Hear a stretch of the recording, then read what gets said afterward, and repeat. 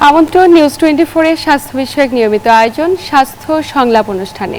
দর্শক, আপনাদের সাথে আছি আমি ডাক্তার অর্থি চক্রী। আজ বিশ্ব ফুসফুসে ক্যান্সার দিবস। বিশ্বব্যাপী নানা আয়োজন এবং কর্মসূচির মাঝে প্রতি বছর এই দিবসটিকে পালন করা হয়ে থাকে এবং তারই ধারাবাহিকতায় আমাদের আজকের আয়োজন। আজ আমরা কথা বলবো ফুসফুসে ক্যান্সার নিয়ে। তবে আপনি কি করে বুঝবেন যে আপনার ফুসফুসে ক্যান্সার হয়েছে কিনা এবং কখন সুরক্ষিত হবেন? আমরা জানি যে বিশ্বব্যাপী ফুসফুসে ক্যান্সার একটি মরণঘাতী এবং যেটির অন্যতম এবং প্রধান কারণ অবশ্যই ধূমপান। তবে আপনি কি করে নিজেকে সুরক্ষিত রাখবেন এবং কখন সচেতন হবেন, আজ আমরা কথা বলবো এই প্রত্যেকটি বিষয় নিয়ে। এবং আলোচনা করবার জন্য স্টুডিওতে আমাদের সাথে উপস্থিত আছেন দুজন স্বনামধন্য বিশেষজ্ঞ চিকিৎসক। উপস্থিত আছেন অধ্যাপক ডাক্তার মোহাম্মদ আলী হোসেন, সাবেক পরিচালক জাতীয় বক্ষব্যাধি ইনস্টিটিউট ও হাসপাতাল এবং সভাপতি বাংলাদেশ লাং ফাউন্ডেশন। এবং আমাদের সাথে আরও উপস্থিত আছেন অধ্যাপক ডাক্তার কাজী মনজুর কাদের, বিভাগীয় প্রধান অনকোলজি বিভাগ, ডেল্টা হাসপাতাল লিমিটেড। প্রিয় দর্শক, আজকের আলোচনার বিষয়ে যে কোনো পরামর্শের জন্য চাইলেই ফোন দিতে পারেন টেলিভিশন স্ক্রলে দেখানো নাম্বারে। আমরা চেষ্টা করব বিশেষজ্ঞ চিকিৎসকদের দ্বারা আপনার এই বিষয়টি নিয়ে আলোচনা করবার। স্যার, দুজনকে স্বাগত আমাদের আজকের আয়োজনে। স্যার, আজ ফুসফুসে ক্যান্সার দিবস। শুরুতে একটু জানতে চাই যে বাংলাদেশের প্রেক্ষাপটে ফুসফুসে ক্যান্সারের বর্তমান চিত্রটা কিরকম? হ্যাঁ, বাংলাদেশের প্রেক্ষাপটে যদি আমরা চিন্তা করি তাহলে কিন্তু ফুসফুসের ক্যান্সারটা দিন দিন বেড়েই যাচ্ছে। তার কারণ হচ্ছে পপুলেশন তো বাড়ছে, তাহলে কিন্তু ইনসিডেন্সও বাড়বে।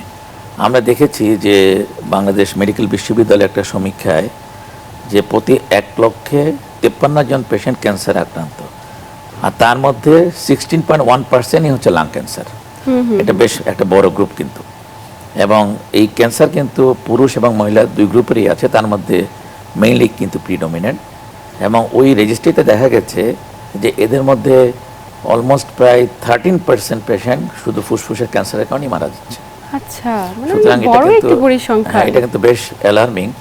এবং আমরা দেখেছি যে ওই পরিসংখ্যানে 2018 থেকে 2022 এবং 2024-25 এই ইয়ারগুলো যদি আমরা দেখি, 18 থেকে 22-এ ক্যান্সার রেট বেড়েছে 8 থেকে 11%। আচ্ছা, আর 24-25-এ এসে এটা বেড়ে গেছে অলমোস্ট প্রায় 20%-এর মতো। মানে ক্রমাগত বাড়ছে এটি। একটু স্যারের কাছে যাই, এই যে ফুসফুসে ক্যান্সারের ঝুঁকি বাড়ছে, আমরা বিশেষ কি কারণগুলোকে দায়ী করতে পারি?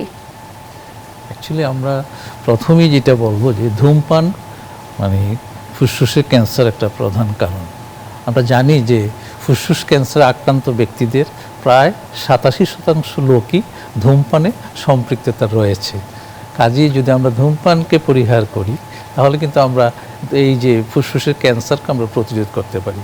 তাছাড়া এনভায়রনমেন্টাল পলিউশন, তাছাড়া কিছু অকুপেশনাল ফ্যাক্টরগুলো রয়েছে যেগুলোর জন্য ফুসফুসের ক্যান্সার কিন্তু বেড়ে যাচ্ছে। আরেকটা কথা, এখানে পরোক্ষভাবে ধূমপানও কিন্তু ফুসফুস ক্যান্সারের একটা কারণ। আচ্ছা, পরোক্ষভাবে ধূমপান আমরা কোনটাকে বলছি? যে একজন ব্যক্তি ধূমপান করছে, পাশে যারা অধূমপায়ী রয়েছে। কিংবা স্যার, একটু আপনার কাছে আসতে চাই, এই যে আক্রান্তের ঝুঁকিতে আমরা যাদের বলছি, অনেকেই তো দেখি গ্রামাঞ্চলে লাকড়ির চুলা রান্না করে, এটি আসলে কতটুকু কারণ হতে পারে? প্যাসিভ স্মোকিংটা একটা ইম্পর্টেন্ট কারণ। প্যাসিভ স্মোকিং কিন্তু equally responsible for the lung cancer. এছাড়া কিন্তু প্রফেসর মঞ্জু যেটা বললেন তা এগুলো তো আছেই। এছাড়া আছে যেমন আর্সেনিকযুক্ত পানি, এটাও কিন্তু একটা ইম্পর্টেন্ট কারণ। আর কিছু ক্রনিক লাং ডিজিজ আছে যেগুলো লাং ক্যান্সারের ঝুঁকি বাড়িয়ে দেয়। যেমন একজনের যক্ষা হয়েছে, সেটা ফাইব্রোসিস হলো, সেখানে স্কার কার্সিনোমা হচ্ছে। কিছু কিছু দীর্ঘমেয়াদী রোগ আছে যেমন সিওপিডি, ইন্টারস্টিশিয়াল লাং ডিজিজ, সেগুলো কিন্তু ক্যান্সারের একটা অন্যতম প্রিডিসপোজিং ফ্যাক্টর। এছাড়া জেনেটিক প্রিডিসপোজিশন একটা ইম্পর্টেন্ট ফ্যাক্টর, অর্থাৎ genetically determine individual expose to যদি এনভায়রনমেন্ট হয় তাহলে কিন্তু ক্যান্সারের ঝুঁকি বেড়ে যায়। আচ্ছা, আর এছাড়া আমাদের এখনকার যে খাদ্য অভ্যাস, যে প্রিজারভেটিভগুলো, এগুলো কিন্তু ক্যান্সারের ঝুঁকি বাড়িয়ে দেয়।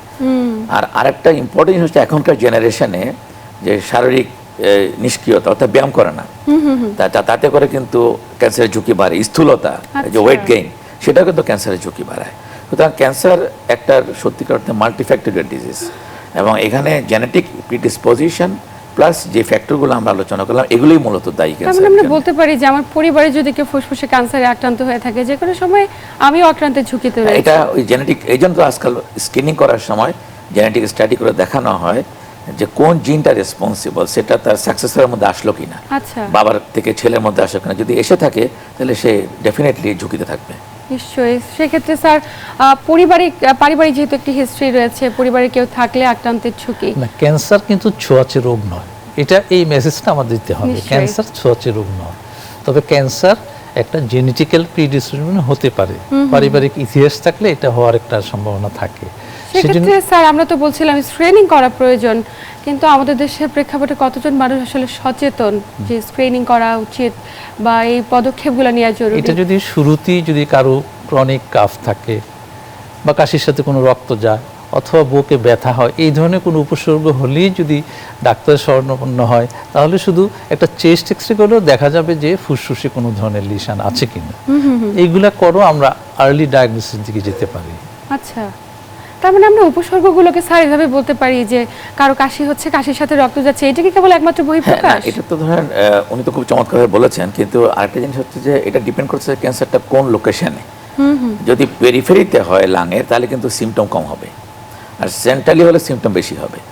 এটা এই যদি অনেক পেশেন্ট আছে যার সেন্ট্রালি লেশনটা ছোট কিন্তু তার খুব কাশি হচ্ছে, শ্বাসকষ্ট হচ্ছে, কাশি হতে রক্ত যাচ্ছে।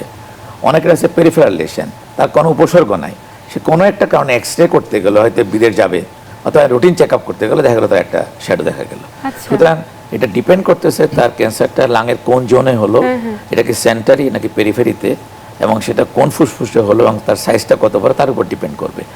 সুতরাং সবসময় যে একই রকম লক্ষণ হয় তা কিন্তু না। কারো কারো ওই যে দীর্ঘমেয়াদী কাশি হলো, কাশি সাথে রক্ত যাচ্ছে, কারো কারো বুকে ব্যথা হচ্ছে, কারো শ্বাসকষ্ট হচ্ছে, তো কারো হয়তো কিছুই না, চোখ মুখ ফুলে গেল, আচ্ছা, তাই না, অথবা কারো বুকে পানি এসে গেল।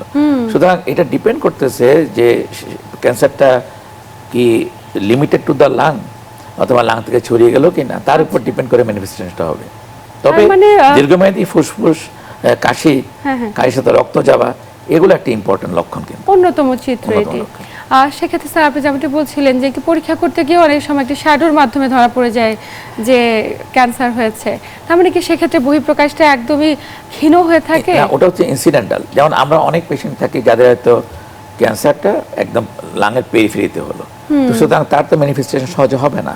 সে হয়তো অন্য কোনো কারণে এক্সরে করতে গেল, দেখা গেলো তার একটা শ্যাডো, তখন ডাক্তার সে সন্দেহ করলো তার ক্যান্সার, তারপর তা হয়তো পরবর্তী পরীক্ষাগুলো করলো। এগুলো অনেক সময় পাওয়া যায়, বিশেষ করে আমরা ওই যে উনি আরও ভালো বলতে পারবেন, এডিনোকার্সিনোমা যেগুলো আছে সেগুলোতে পেরিফেরিতে হয়, তো সেগুলোতে আসলে সিমটম অনেক সময় থাকেই না।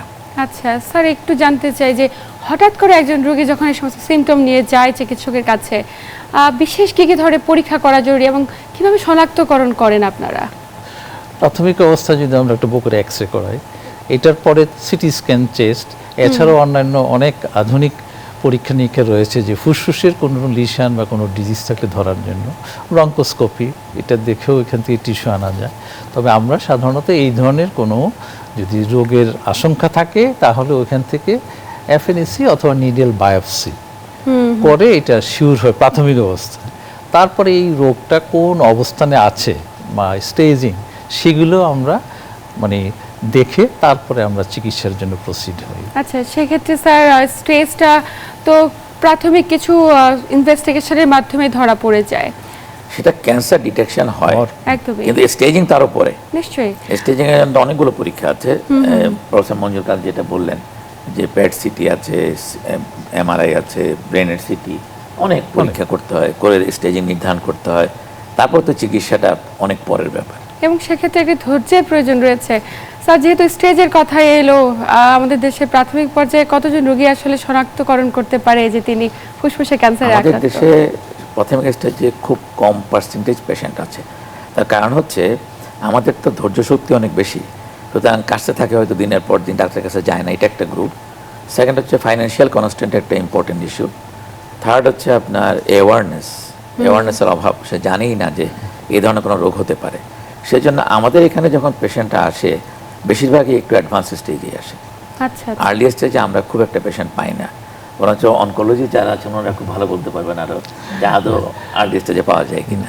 স্যার, সেক্ষেত্রে প্রেক্ষাপটটা কেমন গিয়ে দাঁড়ায়? প্রেক্ষাপট হলো যে আমাদের কাছে যখন অনকোলজি ডায়াগনোসিস হয়ে আসে তখন ম্যাক্সিমাম রোগী, মোর দেন 75% পেশেন্টই অ্যাডভান্স স্টেজে আসে। আচ্ছা আচ্ছা, তবে আজকাল মানে বিজ্ঞানের প্রযুক্তি সব কিছু ডেভেলপের মাধ্যমে লোকও কিছু সচেতন হয়েছে, কিছু কিছু পেশেন্ট আবার প্রাথমিক অবস্থায় আসে। তো যখন রোগটা স্টেজ 4 অথবা অ্যাডভান্সে চলে যায়, তখন রোগের চিকিৎসা দিয়ে তার যে ফল সেটা আশানুরূপ পাওয়া যায় না। তো তাহলে কি করতে হবে, আমাদেরকে আরও অ্যাওয়ার হতে হবে, সচেতন হতে হবে, সহযোগিতার হাত বাড়াই দিতে হবে, ডাক্তারের শরণাপন্ন হতে হবে। তাহলে আর্লি যদি ডিটেকশন হয়, চিকিৎসা যদি আর্লি দেওয়া যায়, তাহলে আমরা ফলটা ভালো পাবো। এছাড়া আপনি তো জানেন যে ক্যান্সার ডিজিজটা কিন্তু একটু ভয়াবহ, এটার যে এটার কিন্তু ব্যাপক বা ব্যাপ্তি কিন্তু একটু অন্য রোগের চেয়েও বেশি। সেজন্য আমাদেরকে আরও সচেতন হতে হবে। একদমই স্যার, প্রাথমিক স্টেজে যদি একজন রোগীর ধরা পড়ে, সেক্ষেত্রে চিকিৎসা পদ্ধতির সুবিধাগুলো কি কি রয়েছে? আমাদের দেশে এই চিকিৎসার সব সুবিধাই বিদ্যমান। আসলে আর্লি স্টেজে ধরা পড়লে তো খুবই চমৎকার, সেক্ষেত্রে জাস্ট রিসেকশন করে দিলেই তো পেশেন্ট ভালো হয়ে যায়। যে লাঙের যে নন স্মল সেল কার্সিনোমা যেগুলো আছে, এবং সেখানে যদি কোনো মেটাস্টেজ না থাকে, আর্লি স্টেজে সার্জারি করে ফেললেই পেশেন্ট ভালো হয়ে যায়। এরপরে হয়তো পেট সিটি করে দেখা গেলো যে অন্য কোথাও গেলো কি না, তারপরে লাগলে হয়তো রেডিওথেরাপি কেমোথেরাপি দিল, সেটা পরের কথা। আর্লি স্টেজে এটা প্রগনোসিস খুবই ভালো। আচ্ছা। কিন্তু আমাদের পেশেন্টরা, ইভেন আমরা তো চেস্ট ফিজিশিয়ান, প্রথমে তো কাশি নিয়ে আমাদের কাছেই আসে। আমরা আমাদের কাছে আমরাই যখন দেখি, তখন অলরেডি বুকে পানি নিয়ে এসে গেল, অথবা মেটাস্টেসিস হয়তো গ্ল্যান্ডে এসে গেল, অথবা আমরা সুপিরিয়র ভেনাস অবস্ট্রাকশন, মুখ ফুলে আসলো, অলরেডি তখনই অ্যাডভান্স স্টেজে আসে আমাদের কাছে। মানে রোগীগুলো আসছে সব স্টেজ, কয়েকটা স্টেপস বা কয়েকটা ধাপ পেরিয়ে যাওয়ার পরে যখন কমপ্লিকেশন ডেভেলপ করছে তখনই আসে, এবং ওই পর্যায়ে গিয়ে অবশ্যই সার্জন এবং অনকোলজিস্ট কিংবা ক্যান্সার বিশেষজ্ঞ যিনি, তার ভূমিকা সবচাইতে বেশি। অবশ্যই এটা একটা টিম ওয়ার্ক। একটু স্যার জানতে চাই, চিকিৎসা পদ্ধতির ধরনগুলো তখন কেমন হয়? হ্যাঁ, থ্যাংক ইউ। এখন প্রফেসর আলী হোসেন স্যার যেটা বললেন, যে যদি শুরুতে ধরা পড়ে, অর্থাৎ আমরা ক্যান্সার ফুসফুসের চিকিৎসাকে যদি আমরা কয়েকটা ডিসিপ্লিনে ভাগ করি, মডালিটিজও বলি, যেমন সার্জারি, দ্যাট ইজ রিমুভাল, টিউমারটাকে শরীর থেকে সরানো। তারপরে যদি এটার স্টেজ অনুযায়ী যদি কোনো কেমোথেরাপি সহায়ক চিকিৎসা হিসাবে দেওয়া থাকে, তাহলে এটা আর্লি রিকারেন্স হবে না, আবার আসবে না, এবং ভালো হওয়ার ইয়েটা বেড়ে যাবে। কোনো কোনো ক্ষেত্রে আমরা ওখানে রেডিওথেরাপিরও ভূমিকা অত্যন্ত জরুরি। তো তাহলে কি হলো, সার্জারি, কেমোথেরাপি, রেডিওথেরাপি। কিন্তু আধুনিক চিকিৎসায় ইমিউনোথেরাপি একটা গ্রেট রোল, অত্যন্ত মানে ভালো একটা রোল প্লে করে ইমিউনোথেরাপি ক্যান্সার ফুসফুসের চিকিৎসা। টার্গেটেড থেরাপি আছে, টার্গেটেড থেরাপি এটাও একটা ভেরি ইম্পর্ট্যান্ট। এটা সাধারণত কোন ওষুধটা এই ক্যান্সারের জন্য, কতগুলো লাং ক্যান্সার ধরনও থাকে, কাজ করবে, সেটার জন্য কিছু টেস্ট আছে। এগুলো হয় মলিকুলার টেস্ট বা প্যানাল টেস্ট, জেনেটিক কিছু সিকোয়েন্সিং, এনজিএস বলে, নেক্সট জেনারেশন সিকোয়েন্সিং। এই জিনিসগুলো করেও কিন্তু ক্যান্সার চিকিৎসা ভালো দেওয়া হয়। কিন্তু সত্যি কথা, আমাদের দেশের প্রেক্ষাপটে একটা ফুসফুসের ক্যান্সারকে সম্পূর্ণভাবে যদি আমরা রোগ নির্ণয় করতে যাই এবং একটি স্টেজ নিরূপণ করতে যাই, তাহলে কিন্তু অনেক অনেক অনেক খরচের ব্যাপার আছে। সেজন্য যাতে না হয় সেদিকেই আমাদেরকে খেয়াল রাখতে হবে। Prevention is better than কিউর।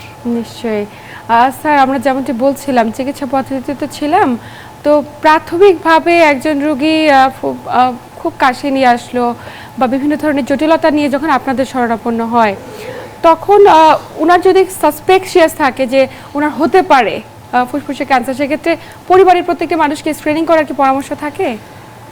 এটা তো পরিবারের লোকই চায় যে আমার বাবার ক্যান্সার আছে, আমার হবে কিনা, অথবা আমার দাদার ছিল, বাবার হয়েছে, আমার হবে কিনা, এটা কিন্তু পরিবারের লোকই চায়। কিন্তু সমস্যা হচ্ছে স্ক্রিনিং করার যে পদ্ধতিগুলো, এগুলো সবগুলো আমাদের দেশে অ্যাভেলেবেল না। আচ্ছা আচ্ছা। যেমন এখন যে বলা হয় যে লো ডোজ সিটি স্ক্যান করতে বলা হয়, অথবা এআই অ্যাসিস্টেড ইমেজিং বলে। এআই অ্যাসিস্টেড ইমেজিংয়ে, আর্টিফিশিয়াল ইন্টেলিজেন্স অ্যাসিস্টেড ইমেজিং, এটা একটা সুবিধা হচ্ছে অ্যাসিস্টেড ইমেজিংয়ের, যে সাবসেন্ট্রিক যে নডিউলগুলো আছে সেগুলো কিন্তু আইডেন্টিফাই করা যায়, যেগুলো রেডিওলজিস্ট আইডেন্টিফাই করতে পারে না। এই অ্যাডভান্স চিকিৎসাগুলো তো আমাদের দেশে এখন, মানে অ্যাডভান্স যে জিনিসগুলো আমাদের দেশে আসে নাই এখনো। যেমন এখনকার স্ক্রিনিংয়ে সিটিডিএনএ করে, ওরা লিকুইড বায়োপসি করে, হ্যাঁ, লিকুইড সিটিডিএনএ করে, লিকুইড বায়োপসি করে। তো এগুলো কিন্তু অনেক অ্যাডভান্স, এগুলো আমাদের দেশে এখন আসে নাই। সুতরাং উনি যেটা বললো যে আমাদের দেশে চ্যালেঞ্জিং হচ্ছে আপনার যে early diagnosis, it is very challenging আমাদের দেশে। আমাদের দেশে যখন পেশেন্ট আসে তখন কিন্তু স্টেজ হলো 2 অথবা 3, স্যার, সেক্ষেত্রে যেহেতু আমরা আর্লি ডায়াগনোসিস করতে পারছি না, আমাদের আসলে অপারগতা কোথায়? অপারগতা আমরা হচ্ছে কোন জায়গা আমাদের, থেকে একটু সচেতন হতে অপারগতা হবে? হচ্ছে দুটো জিনিসের, একটা হচ্ছে কমিটমেন্টের অভাব, সেকেন্ড হচ্ছে ইনিশিয়েশন অভাব আমি বলবো। কারণ এই ইনিশিয়েশনগুলো কোত্থেকে আসতে হবে? এগুলো আসতে হবে উপরের লেভেল থেকে। আমি কি করতে পারি as a physician, as a oncologist, I can suggest যে these are the requirement for early diagnosis of the lung cancer. এটা হচ্ছে আমার সাজেশন। তো who is the implementing authority? সরকার। তো সরকারের যারা আছে ওরা তো ক্যান্সার বিশেষজ্ঞ না, নিশ্চয়ই। Nobody is specialist. কোথাও ওরা এটাকে দামই দেয় না, এবং ওরা মনে, কারণ ওনারা তো অহরা বিদেশ যাচ্ছে, এটাকে দাম দেবে কেন ওনারা? ওনারা একটা হাঁচি কাশির জন্য কিন্তু বিদেশ চলে যাচ্ছে, তো ওনারা তো দাম দেয় না। সুতরাং যা হওয়ার তাই হচ্ছে। এটা কিন্তু খুব বেশি ফাইন্যান্সিয়ালি কিন্তু খুব বেশি অর্থ দরকার হয় না। কিন্তু এখানে আপনি দেখেন যে অন্যগুলোতে যে পুরো ইনভলভমেন্ট আছে, এখানে তো বেশি ইনভলভমেন্ট লাগে না। কিন্তু একদমই তাই। হয়তো মেডিকেল কলেজ কয়টা যেগুলোতে আছে, হয়তো 8টা মেডিকেল কলেজে বসাই দিলেই হলো, অথবা ক্যান্সার হাসপাতালে বসাই দিলেই হলো। কিন্তু it is not that much financial involvement, but it needs a good initiation. তো ইনিশিয়েশন যে করব সেটা হচ্ছে, আমি তো সরকারি চাকরি করেছি অনেক, উনি অনেকজন সরকারি চাকরি করেছে। সরকারি চাকরির সমস্যাটা কোথায়? ইউ ক্যান, ডাক্তারদের লিমিটেশনটা হচ্ছে you can only suggest, you have got no মানে অথরিটি টু পারচেস। মানে এই ভাবনার জায়গাগুলা কিংবা এই জায়গা থেকে আমরা যদি একটু নিজেদের পরিবর্তন করতে পারি বা পুরো সিস্টেমটাকে বদলানোটা খুব বেশি জরুরি। স্যার, আরও আমরা চিকিৎসা পদ্ধতি নিয়ে আলোচনা করব, প্রিভেনশন নিয়ে আলোচনা করব, তবে সময় হচ্ছে একটি ছোট্ট বিরতি নেবার। প্রিয় দর্শক, নিউজ 24 এর নিয়মিত স্বাস্থ্য বিষয়ক আয়োজন স্বাস্থ্য সংলাপ অনুষ্ঠান থেকে নিচ্ছি ছোট্ট একটি বিরতি, সাথেই থাকুন। প্রিয় দর্শক, বিরতির পর আবারও সবাইকে স্বাগত জানাচ্ছি নিউজ 24 এর নিয়মিত স্বাস্থ্য বিষয়ক সাপ্তাহিক আয়োজন স্বাস্থ্য সংলাপ অনুষ্ঠানে। আপনাদের সাথে আছি আমি ডাক্তার অর্থি জোখরেফ, এবং আমার সাথে আছেন দুইজন বিশেষজ্ঞ চিকিৎসক। স্যার, বিরতির পর আবারও স্বাগত আমাদের আজকের আয়োজনে। বিরতির আগে আমরা কথা বলছিলাম যে একজন ব্যক্তির যদি ফুসফুসে ক্যান্সার হয়ে থাকে সেক্ষেত্রে উপসর্গগুলো কেমন বা কী কারণে একজন ব্যক্তির ফুসফুসে ক্যান্সার হয়। একটু স্যার আপনার কাছে জানবো যে হঠাৎ করে যখন একজন ব্যক্তির ফুসফুসে ক্যান্সার ধরা পড়ে সেক্ষেত্রে অনেক ক্ষেত্রে চিকিৎসা ব্যবস্থা সম্পর্কে অনেকেই কিছুটা ভীতগ্রস্ত থাকে এবং অনেকেই অনেক কনফিউশনে থাকে যে আগে কি সার্জারি করা প্রয়োজন, নাকি আগে কেমোথেরাপি নাকি রেডিওথেরাপি, এই বিষয়গুলো কীভাবে সুনির্দিষ্টকরণ করেন? আসলে যখন একটা রোগীর ক্যান্সার শনাক্ত হলো, তারপর আমরা এই ক্যান্সারের ব্যাপ্তি বা বিস্তৃতি জানার পরে এখন স্টেজ এই চিকিৎসার পদ্ধতিটা নির্ণয় করা হয়। যদি এটা আর্লি স্টেজ হয় বা অপারেবল স্টেজে হয় তাহলে আমরা সার্জারি করে ওই টিউমারটাকে সরায়ে পরবর্তীতে এটার পরীক্ষার ফল অনুযায়ী আমরা আগাই। সার্জারির পরও সহায়ক চিকিৎসা হিসাবে কেমোথেরাপির দরকার হয়। কেমোথেরাপি আসলে এক ধরনের ওষুধ, কেমিক্যাল এজেন্ট, যেটা ক্যান্সার রোগের জন্য দেওয়া হয় বলেই কেমোথেরাপি বলা হয়। এটাকে সাইটোটক্সিক ড্রাগও বলে। কারণ কেমোথেরাপির কিছু পার্শ্ব প্রতিক্রিয়াগুলো হয় যেটা নাকি শুরুতেই দৃশ্যমান। যেমন নাম্বার 1, হেয়ার ফল। যখন রোগীরা ভাবে যে আমার ক্যান্সার হয়েছে, এমনি তো মনের কমে যায়, তাছাড়া সাইকোলজিক্যালি একটু আপসেট হয়। সেজন্য আমরা যখন রোগীকে কেমোথেরাপি দিব এরকম প্ল্যান করি, তখন রোগীকে আমরা একটু কাউন্সেলিং করি, তাকে একটু অ্যাসিউরেন্স দিই যে এই যে চুল পড়াটা বা হেয়ার ফলটা এটা সাময়িক, আপনি চিকিৎসা শেষে আবার আপনি এখন যে চুল আছে তার চেয়েও বেশি হবে, এটা সত্যি। তারপরে তাকে একটা অ্যাসিউরেন্স দেওয়া হয়। এইভাবেই আমরা সাধারণত কেমোথেরাপি, রেডিওথেরাপি সেটা লোকাল ট্রিটমেন্ট, যদি ওই জায়গাতে সার্জারির পরে একদম সব ক্লিয়ার না থাকে তখন এখানে রেডিওথেরাপির একটা ভূমিকা থাকে জায়গাটাকে স্টেরাইল করার জন্য। পরবর্তী পদক্ষেপ ইমিউনোথেরাপি যদি ইন্ডিকেশন থাকে। তা ইমিউনোথেরাপি কিন্তু অনেক অনেক ব্যয়বহুল। আমাদের দেশের রোগীদের ইমিউনোথেরাপি দেওয়া প্লাস এটার বিপক্ষে যে পরীক্ষাগুলো এগুলো করানো খুবই সমস্যা। তারপর হচ্ছে টার্গেটেড থেরাপি। এইটা আবার একটু হলো কি, রোগীরা এখানে মনে করে যে আমি কেমন নিব না, কিন্তু ওরাল কিছু আছে কিনা। তো যদি আমরা টার্গেটেড থেরাপি দেওয়ার চিন্তা ভাবনা করি তাহলে তার ওই যে মলিকুলার কিছু প্যানেল টেস্ট আছে, এইগুলা করানো বেশ ব্যয়বহুল। যদি আমরা সব জিনিসগুলো করে ফেলতে পারি তাহলে চিকিৎসাটা একটা সুনির্দিষ্টভাবে সুন্দরভাবে আগানো যায়। কিন্তু আমাদের দেশের প্রেক্ষাপটে সত্যি কথা যেটা বাস্তবিক, যে আমাদের রোগীরা একটা সিটি গাইডেড বায়োপসি করতেও তো অনেক খরচ, সেটা করার জন্য তাদেরকে অনেক বুঝাইতে হয়। কিন্তু আমরা একটা জিনিস, যে ক্যান্সার চিকিৎসা একটা গাইডলাইনের আওতায় দেওয়া হয়, একটা প্রোটোকল থাকে। একটা মানে ওষুধপত্র সব কিছু একটা নিয়ম কানুন থাকে, সেইগুলা চিন্তা ভাবনা করেই একটা রোগীর জন্য কিভাবে হবে বিবেচনা করে আমরা প্রেসক্রিপশন করি। অনেক সময় এইগুলার কমপ্লিকেশন হয়। আচ্ছা হেয়ার ফল ছাড়াও যেমন স্যার, এই যে কমপ্লিকেশন নিয়ে অনেক বিস্তারিত জানবো, কিন্তু একটু স্যারের কাছে আসি। স্যার, খুব শুরুতে একজন রোগী যখন ক্যান্সার শনাক্ত হয়, তিনি কোন বিশেষজ্ঞের কাছে যাবেন, এই জিনিসটা সুনির্দিষ্টকরণ করতে করতে দেখা যায় অনেকটা দেরি হয়ে গিয়েছে। এটা আপনার কাছে একটু জানতে চাই যে ক্যান্সার বিশেষজ্ঞ কারা, আসলে কার কাছে গেলে ফুসফুসে ক্যান্সার শনাক্ত হয়? আসলে পেশেন্ট তো আসলে ক্যান্সার হচ্ছে সে তো জানে না। তার হয়তো কাশি হচ্ছে দীর্ঘমেয়াদী, ভালো হচ্ছে না, অথবা কাশির সাথে রক্ত যাচ্ছে, আনএক্সপ্লেইন তার ক্ষুধা কমে যাচ্ছে, ওয়েট কমে যাচ্ছে, এইগুলো নিয়ে সে কিন্তু বিশেষ করে আসে বক্ষব্যাধি বিশেষজ্ঞের কাছে আসে। তখন বক্ষব্যাধি বিশেষজ্ঞ হয়তো পরীক্ষা নিরীক্ষা করে দেখলো তার সাসপেক্টেড একটা শ্যাডো আছে এক্সরেতে, তারপরে বায়োপসি করে দেখলো তার ক্যান্সার ধরা পড়ছে। এই যে ক্যান্সারটা শনাক্ত হলো, এখানে কিন্তু বক্ষব্যাধি চিকিৎসকের কাজ শেষ।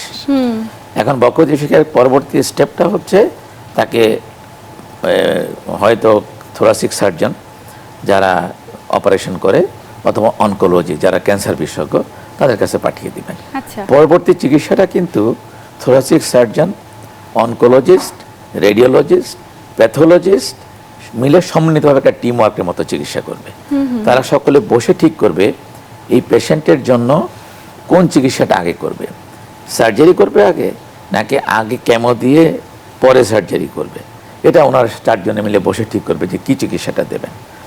এখন সমস্যা হচ্ছে চিকিৎসা করার সময় যে কিছু কমপ্লিকেশন অ্যারাইজ করে, তখন আবার বক্ষব্যাধি বিশেষজ্ঞের প্রয়োজন হয়। আচ্ছা, যেমন একটা পেশেন্টকে রেডিয়েশন দেওয়ার পরে তার ফাইব্রোসিস হয়, তার কাশি শ্বাসকষ্ট হয়, তখন বক্ষব্যাধি বিশেষজ্ঞের প্রয়োজন হয়। পেশেন্টের এর মধ্যে চিকিৎসা করতে করতে এক সময় তার বডি ইমিউনিটি কমার জন্য টিউবারক্লোসিস হলো, তার চিকিৎসা করতে হয় বক্ষব্যাধি বিশেষজ্ঞকে।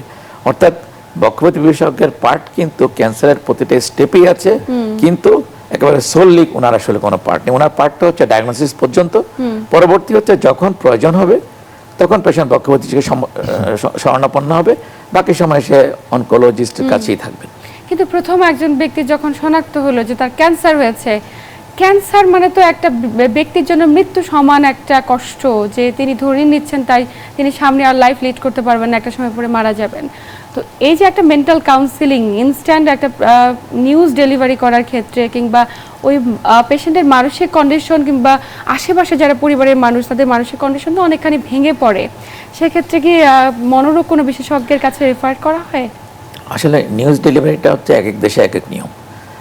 বাইরের ডেলিভারি সিস্টেম হচ্ছে পেশেন্টকেই বলবে, এবং সেটা ব্রেকআপ করবে হয়তো কিছু সময় নিয়ে, কয়েকটা সময় নিয়ে। কিন্তু আমাদের দেশে কিন্তু পেশেন্টকে বললে পেশেন্টের পরিবার খুবই মাইন্ড করেন, তারা খুবই রেগে যায় চিকিৎসাতে, কেন তাকে বলা হলো।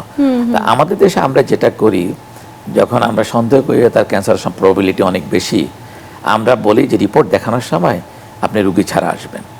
তো রুগী ছাড়া যখন আসে তখন আমরা তাকে বলে দিই যে আপনার পেশেন্টের ক্যান্সার হয়েছে, এটাকে আপনি পরবর্তী অনকোলজিস্টে শরণাপন্ন হবেন। এবং এখানে কিন্তু অনেক পেশেন্ট আছে যারা এডুকেটেড, তারা কিন্তু জেনে যায় যে তার ক্যান্সার, সেটা রিপোর্ট তো পড়তে পারে, জেনে যায়, তখন কিন্তু এটা একটা বিশাল মেন্টাল ট্রমা কিন্তু। এবং এই ট্রমাটা ওভারকাম করা সত্যিকার অর্থে ডিফিকাল্ট। এবং এখানে কিন্তু মানে consolation from the family as well as from the physician equally important.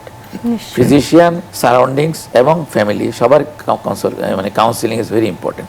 কারণ পরিবারকে তো বুঝতে হবে যে যখন ক্যান্সার হয়েছে তাকে মেন্টাল সাপোর্ট দিতে হবে, তাকে ফাইন্যান্সিয়াল সাপোর্ট দিতে হবে, নিউট্রিশনাল সাপোর্ট দিতে হবে, আর পেশেন্টেরকে আমাদের খুব সিম্প্যাথেটিক ওয়েতে তাকে কাউন্সিলিং করতে হবে। নিশ্চয়ই এক্ষেত্রে যেমন একজন চিকিৎসকের ভূমিকা রয়েছে, পরিবারের প্রত্যেকটি সদস্যের ভূমিকা রয়েছে। আমরা আরও আলোচনা করবো একজন দর্শক অপেক্ষায়। দর্শক কে আছেন, তার নাম বলে প্রশ্ন করুন। আসসালামু আলাইকুম, আমি মোহাম্মদ জহিরুল ইসলাম। জি, আমরা শুনছি আপনাকে, কি সমস্যা বলুন। নোয়াখালী সাতক্ষীর থেকে বলছি।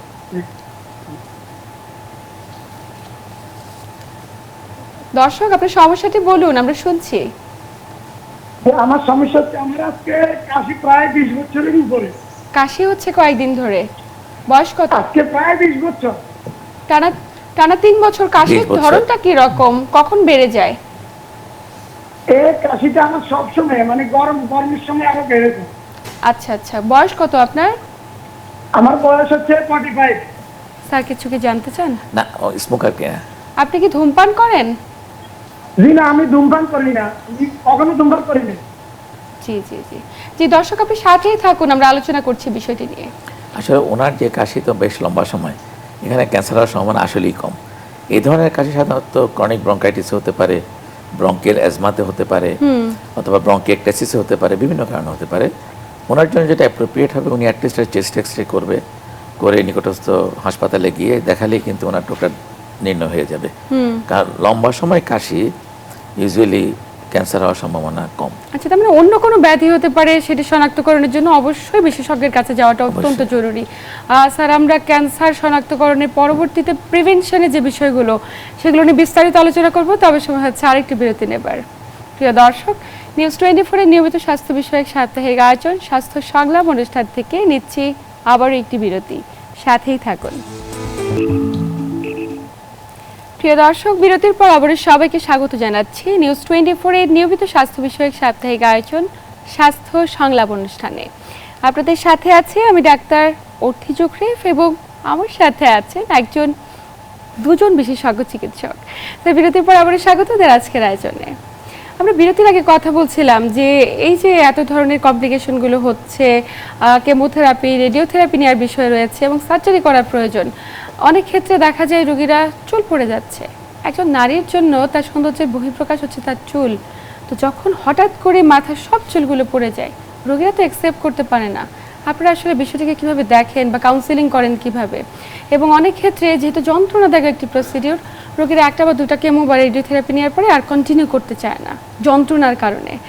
সেক্ষেত্রে আপনার পরামর্শ কী থাকবে বা কী করা উচিত? আপনাকে ধন্যবাদ। আসলে আমরা কেমোথেরাপি দেওয়ার আগে রোগীকে সব কিছুই ডিটেলস বর্ণনা দিই। তবে চুল পড়াটা এখন এত কোনো সমস্যা না, চুল আবার হবে এটা আমরা অ্যাসিওর করি, এবং হয়, এই ব্যাপারে কোনো সন্দেহ নাই। তবে চুল যাতে কম পড়ে সেজন্য এখন কিছু অ্যাডভাইস আমরা দিয়ে থাকি। এখন রোগীরা মোটামুটিভাবে তারা এগ্রিও করে এবং আমরা কেমোথেরাপি পর্যন্ত দিতেও পারি। এছাড়া আরও অন্যান্য যে উপসর্গগুলো থাকে সেগুলোর জন্য আমরা রোগীকে বলে দিই যে এই করতে হবে, এইটা করলে খাবার দাবার ভালো করে খেতে হবে, আপনি একটু মানে আইসোলেশন থাকবেন কেমোথেরাপির পরের 2-3 দিন, যাতে আপনার এখানে লোকজন একটু কম আসে, এগুলো আমরা বলে দিই। সেই হিসাবে এখন আমাদের যে অবজারভেশন, আমরা যখন শুরু করেছি oncology practice in the year 1993-4, এখন কিন্তু রোগীরা অনেক স্মার্ট এবং তারা এইগুলো সব বুঝে জানে। তাদের একটাই উদ্দেশ্য যে আমি কীভাবে ভালো হব। এটা অবশ্য সময়ের তালে সব কিছু মিলে, এবং আমরা কিছু কিছু রোগীকে ব্রেকিং দ্য ব্যাড নিউজ এইটাও বলি যে আপনি ব্যাড নিউজ শুনবেন, আরও আপনার নিজের ইয়েটাকে মানে মানে মনোবলটাকে দৃঢ় করবেন, তাহলেই আপনি ভালো হবেন। স্যার, এক্ষেত্রে যে কেমোথেরাপি নিচ্ছে, রেডিওথেরাপি নিচ্ছে, বা আপনি বলছিলেন টার্গেটেড থেরাপি বা ইমিউন থেরাপি নিচ্ছে, পরবর্তীতে সুস্থ হবার সম্ভাবনা কতটুকু থাকে রোগীদের? আমরা যদি একদম পূর্ণাঙ্গ চিকিৎসা দিতে পারি, সব কিছু পরীক্ষা নিরীক্ষার মাধ্যমে, অবশ্যই সুস্থ থাকার যেই হার সেটা বেশি থাকে এবং রোগীরও ভালো থাকে। তবে ক্যান্সার রোগটা হলো কি, যে এটা আমরা চিকিৎসা দিব, চিকিৎসার পর উনি ভালো হবে, ডিজিজ ফ্রি থাকবে। এটা একটা সময়, যেমন 5 ইয়ার্স একটা রোগী যখন ডিজিজ ফ্রি থাকে, এরপর সাধারণত রোগটা ফিরে আসার প্রবণতা কমে যায়। কিন্তু তারপরেও কিন্তু ওনাকে শারীরিক চেক আপ এবং ফিজিশিয়ানের সাথে আসতে হবে। যদি ক্যান্সার চিকিৎসার মাঝখানে কোনো অন্যরকম সমস্যা হয়, হার্টের সমস্যা হতে পারে, কিডনির সমস্যা হতে পারে, আমরা রেসপেক্টিভ ফিজিশিয়ানের কাছে আমরা আবার ওনাকে পাঠাই সাজেশনের জন্য। আর চেস্ট ফিজিশিয়ান তো আমাদের লাং ক্যান্সারের জন্য আসলে বলার অপেক্ষাই রাখেন, একদম টপ। ওনাদের কাছে যেমন অনেক সময় আবার ইফিউশন বা পানি আসে, অথবা অনেক সময় যেমন আরেক লাঙে চলে যায় বা তার কমপ্লিকেশন শুরু হয়, এগুলোর জন্য আমরা সব সময় একটা মানে জয়েন্টলি ফিজিশিয়ানদের সাথে আমাদের এই যে জয়েন্টলি কাজ করছে বা টিম ওয়ার্ক করছেন, সেখানে আপনারা থাকছেন, সার্জন থাকছে এবং বক্ষবিধি বিশেষজ্ঞ থাকছে। স্যার, একটু জানতে চাই যে আমাদের দেশে ফুসফুসে ক্যান্সারের চিকিৎসায় সবচেয়ে বড় চ্যালেঞ্জ কি? আমাদের দেশে চ্যালেঞ্জটা প্রতি পদেই। প্রথম চ্যালেঞ্জ হচ্ছে অ্যাওয়ারনেস অফ দ্য পেশেন্ট, সে সচেতন না আসলে। সেকেন্ড চ্যালেঞ্জ হচ্ছে যে ফ্যাসিলিটি, যে আমরা যে আর্লি ডায়াগনোসিস করব তার সুযোগ খুবই কম, প্লাস যেই ফ্যাসিলিটিগুলো আছে এগুলো এত বেশি ওভারবার্ডেন যে পেশেন্ট যদি সেখানে যায় তাহলে তার হয়তো সিরিয়াল পেতেই লাগবে হয়তো 3 সপ্তাহ 4 সপ্তাহ। এবং ততদিনে তো ক্যান্সার তো ছড়িয়ে যাবে।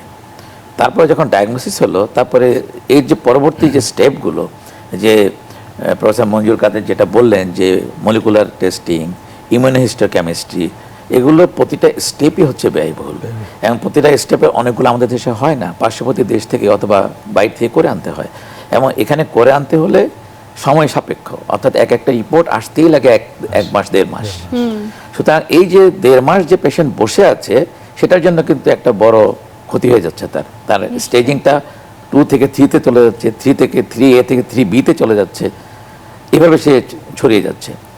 তারপরে যদিও তার ডায়াগনোসিস হলো, স্টেজিং হলো, এখন আসেন চিকিৎসার ব্যাপারে। চিকিৎসা যখন শুরু করলাম আমরা, একটা তো কমপ্লিকেশন হতেই পারে, তাতে মাঝপথ থেকে সে চিকিৎসা বাদ দিয়ে চলে আসতে পারে, কিন্তু আমরা যখন রেডিওথেরাপি প্রশ্ন অ্যারাইজ করবে তখন দেখা গেল যে রেডিওথেরাপি সিরিয়াল পেতে সময় লেগে যাচ্ছে। যে সরকারি হাসপাতালগুলোতে রেডিওথেরাপি সিরিয়াল পেতে লাগছে 3 মাস 4 মাস সময় লাগছে। তার মানে কি প্রয়োজনের তুলনায় হাসপাতালগুলো অপ্রতুল? হাসপাতাল শুধু অপ্রতুল না, ফ্যাসিলিটিও অপ্রতুল, দুটোই অপ্রতুল, সাথে ম্যান পাওয়ারও অপ্রতুল।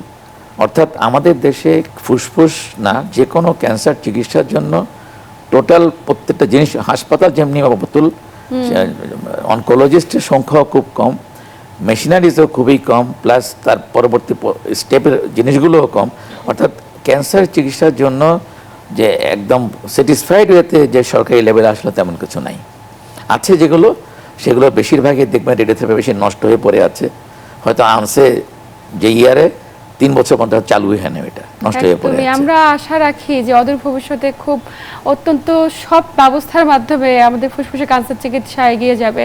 একদম আলোচনার শেষ প্রান্তে আছি স্যার, আপনার কাছে ছোট্ট করে একটু জানতে চাই যে ফুসফুসে ক্যান্সার প্রতিরোধে আমাদের কি ধরনের পদক্ষেপ নেওয়া প্রয়োজন, একদম ছোট। আমাদের প্রথম পদক্ষেপ হচ্ছে আমরা ধূমপান পরিত্যাগ করব, আমরা প্রচুর অ্যান্টিঅক্সিডেন্ট যুক্ত খাবার খাবো, ফলমূল খাবো, আমরা ব্যায়াম করব, ব্রিদিং এক্সারসাইজ করব, যাতে করে আমাদের ফুসফুস অক্সিজেন পায়, আর আমরা এড়িয়ে চলবো প্রিজারভেটিভ যুক্ত খাওয়ার। তাহলে কিন্তু আমরা অবশ্যই ফুসফুসের ক্যান্সার থেকে রক্ষা পাওয়ার একটা সম্ভাবনা থাকবে। নিশ্চয়ই। একটু স্যার আপনি কিছু যোগ করতে চান কিনা? বিভিন্ন ফলের কথা বলছিল, কোন ধরনের ফলগুলো খেলে বা কোন ধরনের খাবারগুলো খেলে সুরক্ষিত থাকতে পারে? অ্যাকচুয়ালি সুষম খাবার সব কিছু থাকবে, এর মধ্যে ফলও থাকবে। ফল সোর্স ভিটামিন, মিনারেলস, এটা শরীরের শক্তিকে বাড়ায়। আদার্স যে খাবারগুলো প্রোটিন, ফ্যাট, কার্বোহাইড্রেট, সেগুলো মানে সুষমভাবে খেতে হবে, নাম্বার 1। নাম্বার 2 হবে যে ভ্যাকসিনেশন। কিছু কিছু ক্যান্সার না হওয়ার জন্য ভ্যাকসিন আছে, সেই ভ্যাকসিনেশন দিলেও health promotion and specific protection হয়ে যাবে। এটা লেভেল 1 প্রিভেনশন, প্রাথমিক অবস্থায় প্রিভেন্ট হবে ক্যান্সার। লেভেল 2-তে আমরা যদি এরকম কোনো সমস্যা থাকে, দ্রুত চিকিৎসার জন্য আমরা যদি আইডেন্টিফাই করতে পারি, চিকিৎসা দিয়ে আমরা ক্যান্সারকে কন্ট্রোল করতে পারবো। লেভেল 3, একটা ক্যান্সার রোগী, সে ক্যান্সার চিকিৎসার পর হ্যান্ডিক্যাপ হয়ে গেল, তাকে রিহেবিলিটেট, পুনর্বাসন করতে হবে, তার জবটা চেঞ্জ করে সে যাতে পরবর্তী জীবন ভালো থাকে, বেঁচে থাকে। এগুলোর জন্য সুনির্দিষ্টভাবে যদি আমরা রোগীদের করতে পারি, দিতে পারি, তাহলেই ক্যান্সার কন্ট্রোলও হবে, আমাদের দেশের চিকিৎসার ফলগুলো ভালো হবে। নিশ্চয়ই। সেক্ষেত্রে অবশ্যই ক্যান্সার পরবর্তী যে পদক্ষেপগুলো রয়েছে, আমরা তো মনে করি কেমোথেরাপি নিলাম, রেডিওথেরাপি নিলাম, সুস্থ হয়ে গেলাম, পরবর্তীতে আবার ফিরে আসার কোনো রকম শঙ্কা নেই বা সম্ভাবনা নেই।